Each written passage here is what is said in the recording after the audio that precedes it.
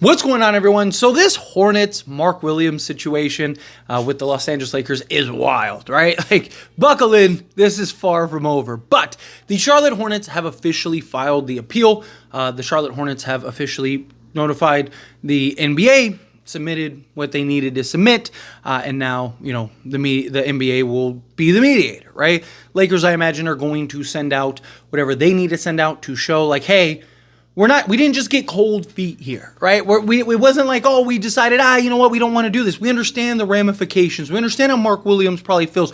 Dalton Connect doesn't feel good, right? There were reports that Dalton Connect, that he needs time to kind of get over what happened, right? That he talked to JJ Redick and talked about how he needs time, right? There's all this noise now, and it is unfair to the players, right? But at the end of the day, the Lakers were giving up a pretty big return. I mean, the consensus was, hey, they're giving up probably too much.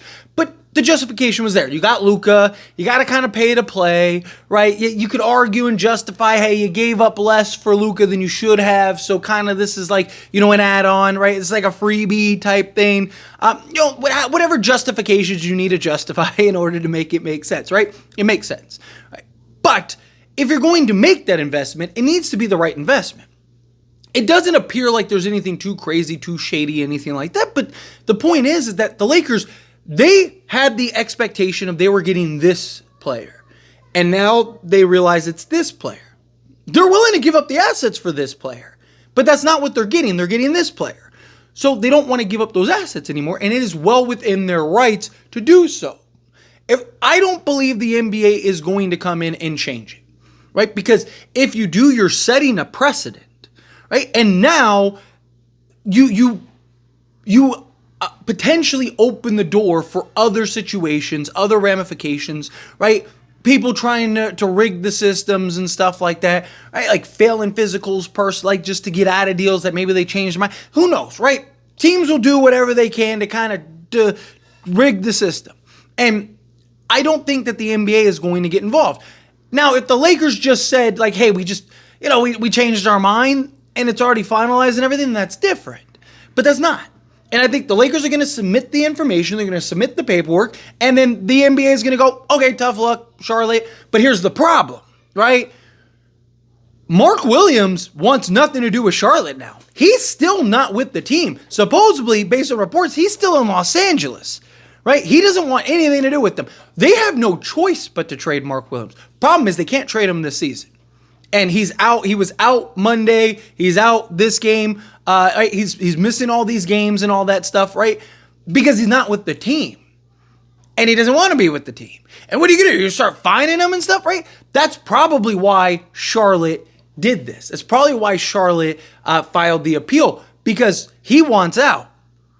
Because, again, like, two things happened after this debacle, right? Charlotte released that statement saying, like, he's our guy and we love him. We never wanted to trade him. It was the Lakers. It wasn't us. Like, what are you talking about? This was our guy. They just gave us a deal that we couldn't. It was a Godfather package, right? Like, and they kind of like fluffed it up and told Mark Williams, like, no, man, don't. No, we were just joking. It was a joke. Come on, you get it, right? Like, and Mark Williams is like, nah, right? And then you get this news that they filed an appeal, right? So either A, they filed the appeal because they really want to get rid of him and they really want to get off of him and they're done with him. And they want to get, like, they're worried about his injury issues and all that stuff, which makes the Lakers' argument look better. Like, this whole situation only makes the Hornets look bad.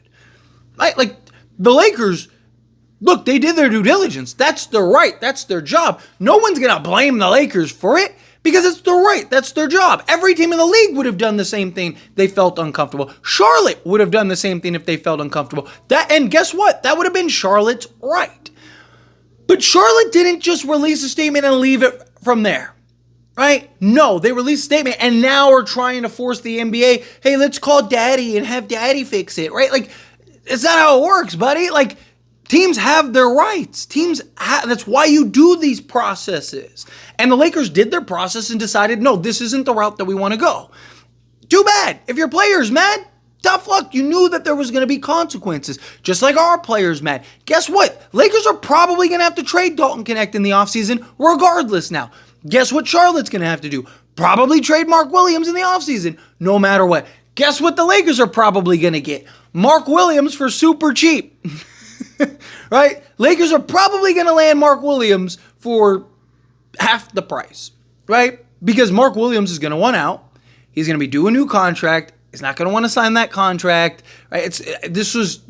But Charlotte keeps just digging the grave.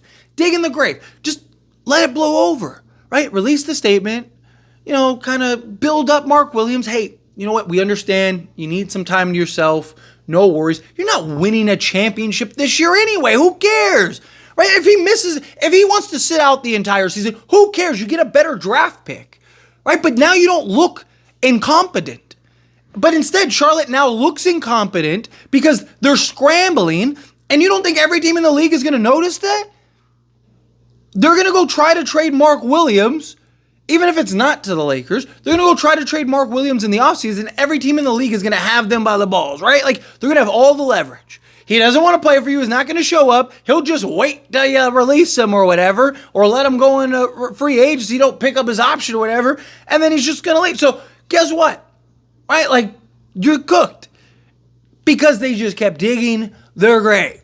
And instead of just saying, you know what? Let all the media, let all the noise, let all the Laker fans just be like, oh, see, look, let him miss every game this season if he wants to, whatever. Who cares, right? You're not winning anything. You don't need him to. It's not like, oh man, if Mark Williams gets back, we're a contender. Like, no, stop. Right? So you win. So you get the 4th seed in the draft instead of the second. Like, it's like, it's silly. They should have just stayed quiet, but now they're just stirring stuff up, and it's because Mark Williams doesn't want to play. Mark Williams doesn't want to be there anymore. He wants to be in LA. He wants to be a Laker, which I don't blame him. I mean, you're going from Charlotte to LA. You're going from a team that their superstar can't stay healthy to Luka and LeBron, right? Like, of course he wants to stay in LA. Of course he wants to stay with the Lakers. Here's the problem, right? Again, I don't believe the NBA is going to overturn this. So, because, again, if this happens, this is bad for the league. Because now every team in the league is going to go, wait a minute, time out. So you're telling us that if we do a trade and then we find something on a physical that we're not confident in, you're going to force us to make this move? Right? What happened to our rights as an organization? What happened to our rights for trades? Right? Like, you start taking that, you start setting those precedents, it gets really ugly really fast. So the NBA, and this is something that is so rare that just doesn't happen, right? I think this is the first time anyone's ever challenged it, right? Like, this is rare, right? Like, so the NBA is just going to look at this as like, hey, this is a rare outlier. Let's not rock the boat here. Just tell them tough luck, life sucks, right? And figure it out in the offseason. I would love, which I want to start by saying is it is more likely that the NBA makes them do this trade as is than what I'm about to say, but I still want to say it because it pertains to also the offseason. If the NBA as the mediator were to talk to the Lakers and talk to the Hornets and go like, no, hey, okay, Lakers, Charlotte wants to get this done. They want to move on from Mark Williams. The relationship is tainted. They don't want to deal with this. What would you be comfortable with to get this deal done? And I think if it's as long as Dalton Knecht's coming back, I think they would do it. Right? So, like, I think you'd have to get more than Dalton Knecht. My thing is, can you keep your first? Right? If I'm Rob Pelinka, I'd be like, hey, look, we thought we were getting a guy for the next 10 plus years. There are concerns that he's going to fall apart in the next 3 to 5. We don't want to sell the farm for a guy that we might only be able to have for 3 to 5 years. Yeah, sure, maybe he never falls apart, but there's a good chance he does. Right? And we don't want to take the risk. We thought we were getting this guy. We're getting this guy. But if they absolutely want this deal to get done, let us keep our first. You can have Dalton Knecht, Cam Reddish, a pick swap. We'll give you another pick swap or a second, right? So instead of the first, you get an extra pick swap or you get a second, and let's get this deal done. I would do that immediately. because at that point it's worth the risk, because you still have your first. Now you have your young center for now in the future, which there's no guarantee he falls apart. The concern is, great example, Laker fans would know, is Andrew Bynum. It's one of the reasons Andrew Bynum fell to Lakers and all that stuff. Andrew Bynum ended up falling apart, right? His knees started to deteriorate, right? That's what they're worried about with Mark Williams. They're worried that he's going to be a Andrew Bynum 2.0, that he's going to be super great, one of the best centers in the league, or like a Joel Embiid, right? Excellent player, fantastic, one of the best centers in the league, but cannot stay healthy and just completely falls apart. And that's not what they want to trade for, right? There's a lot of risk with that. So if you can get it but if you can keep your first, because now you got your first, you'll replenish your pick swaps, or at least one of them, in the offseason, right? You'd still have your second. You have $40 million in expiring contracts. So you'd still have 2 or 3 pick swaps. You'd still have seconds. You'd have 2 seconds. You'd have a first still to deal, and $40+ million in expiring contracts to go make a bunch of moves in the offseason and next year's trade deadline, right? At that point, the risk is worth the reward. An analogy that comes to mind that I think people could maybe grasp. It's imagine if you really wanted a car. Let's say you really needed a car and you found a car that you love, right? You're just head over heels in love with this car, but you really need that car to get to work and stuff, right? You go, the car's $10,000. You're okay, cool, I'm going to buy this car. Boom, you give $10,000, or you're getting ready to get the $10,000. You just want to get it inspected first. You want take it to mechanic, get it inspected before I hand you over the 10 grand, right? You get the car inspected. It's a great car, good car. But hey, there's some wear and tear here. You might have to change this, right? There's concerns. It's perfect car right now. Runs great, operates great. You're probably going to be fine for the next year or two, but it's very possible you might need a whole new engine in 3 years, 4 years, right? There's just some wear and tears. May not be nothing, it may be something, but it's concerning, right? Now you go back to the guy that's selling the car and you go hey, dude, I don't want the car anymore, right? Hey, but I want to sell the car. We agree. Yeah, we did, but my mechanic says there's too much risk involved, right? Okay, well, what do you want to do to take the car? I need to sell it. And you're hey, we really need a car, but I can get a discount, right? Okay, I'll take it for $7 grand, right? Okay, fine. You'll negotiate that.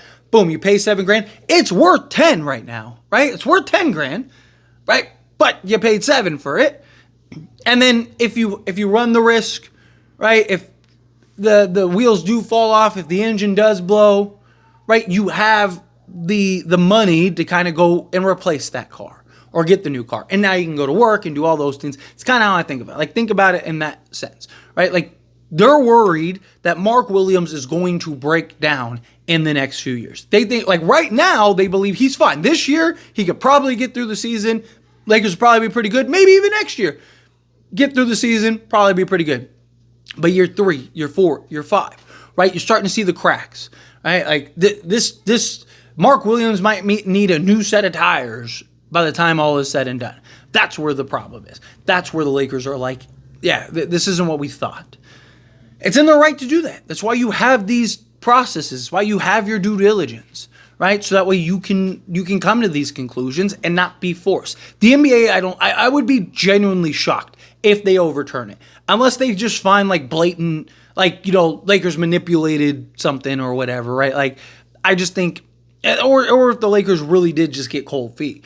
If they have real honest reports, the NBA is going to be tough. So either A, it just nothing happens to it, or B, would the NBA let them kind of come to the conclusion, right, if all parties are willing to agree? Because even if you did let them negotiate a smaller deal, because the deal got submitted before the deadline, even if you did let them negotiate a smaller deal, both sides still have to agree to it, right? So even future incidents, right? Let's say a team tries to cheat the system. Oh, hey, let's fake a report so that way we can get a cheaper deal.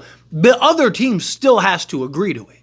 If the other team's no, you're crazy, then we'd rather just keep them, then you don't get anything, right? But if Charlotte's willing to play ball, I would love if the NBA lets them do that, right? Because again, this is, you're treading on uncharted waters. So we'll see. But anyway, as always, this is a discussion, and I pass a question on you. Let me know your thoughts and opinions down in the comments below. What do you think? How do you feel? What are your thoughts? Let me know thoughts and opinions down in the comments. Do you think the Lakers end up having to do the trade? Do you think that they don't have to do the trade? However you feel, whatever your thoughts are. Either way, I'd love to hear it, so let me know down in the comments below. That being said, if you haven't liked this video, hit that like button. Helps me a lot. Lets me enjoy these types of videos, and I truly appreciate it. Not subscribe to the channel, hit that subscribe button. Turn on the bell notifications.